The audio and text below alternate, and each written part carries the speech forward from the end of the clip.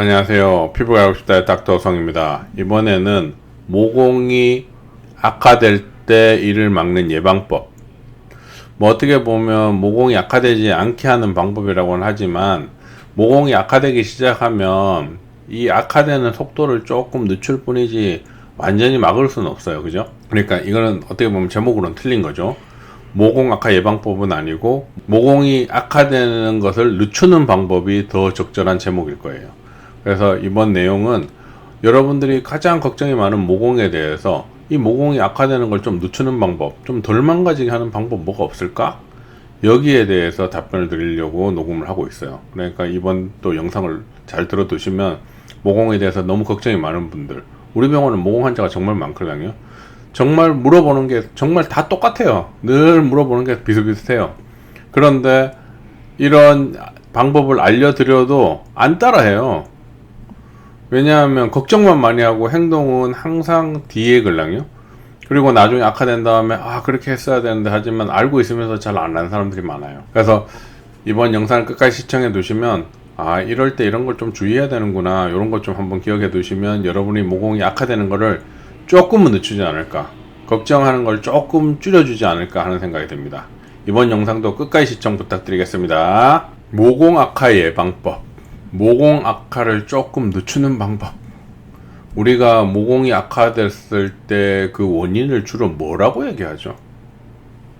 피지가 과다됐다, 뭐 탄력이 소실됐다, 모낭이 비대해졌다, 뭐 이런 얘기를 하잖아요. 그런데 그런 어떤 결과물들을 봤을 때 이렇게 거꾸로 거슬러 올라가서 그 원인이 뭔가를 보게 되면 처음에 시작은 다 뭐예요? 피부가 붉어지는 거예요.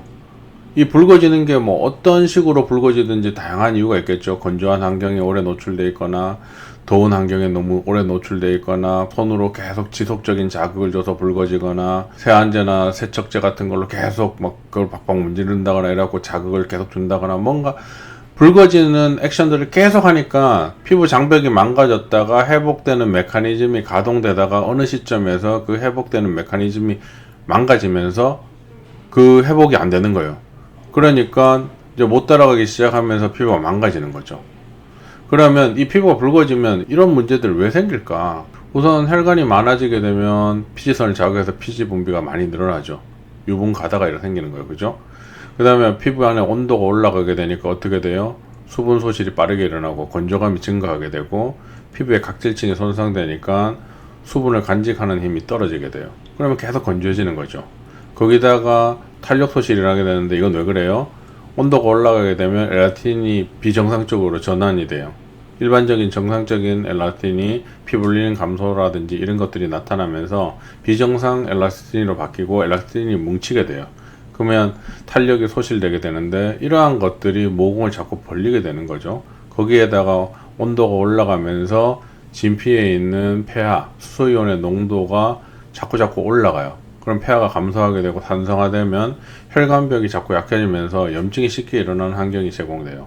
이러한 것들이 계속 반복되면서 피부가 망가지고 피부 장벽이 소실되고 모공이 넓어지는 원인으로 작용하는 거죠.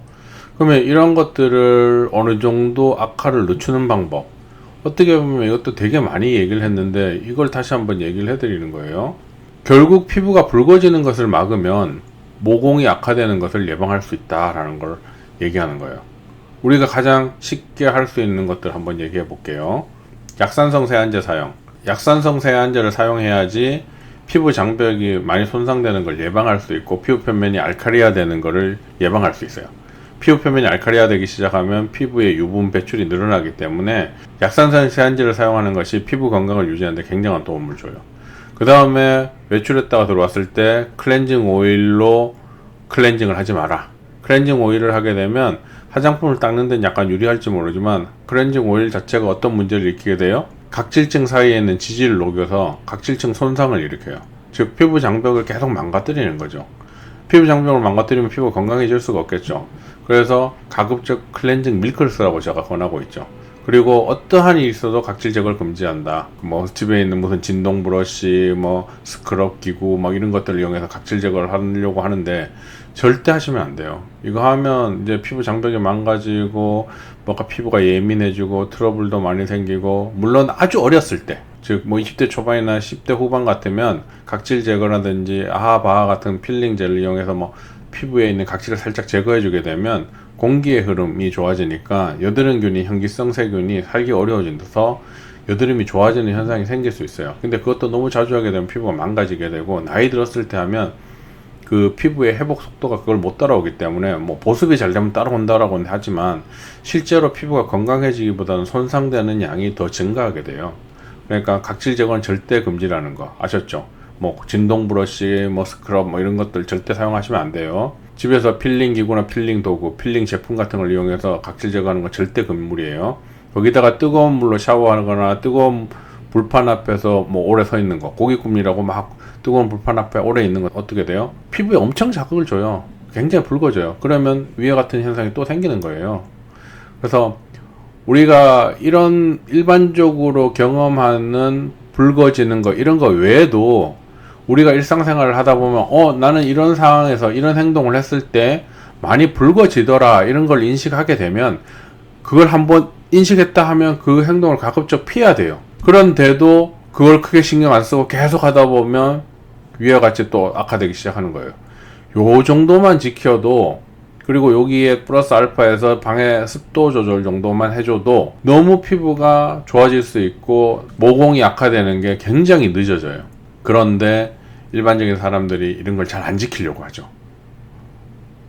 이해가 되시겠죠? 그래서 이런 것 정도만 주의를 해줘도 우리가 모공이 악화되는 속도를 많이 늦출 수 있다. 때로는 회복력이 아직까지 살아있는 사람들은 많이 좋아질 수도 있다.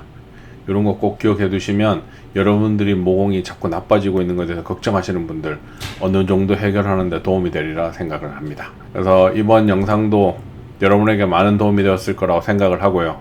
다음에도 여러분에게 도움이 되는 주제로 찾아뵙도록 하겠습니다. 끝까지 시청해주셔서 감사드립니다.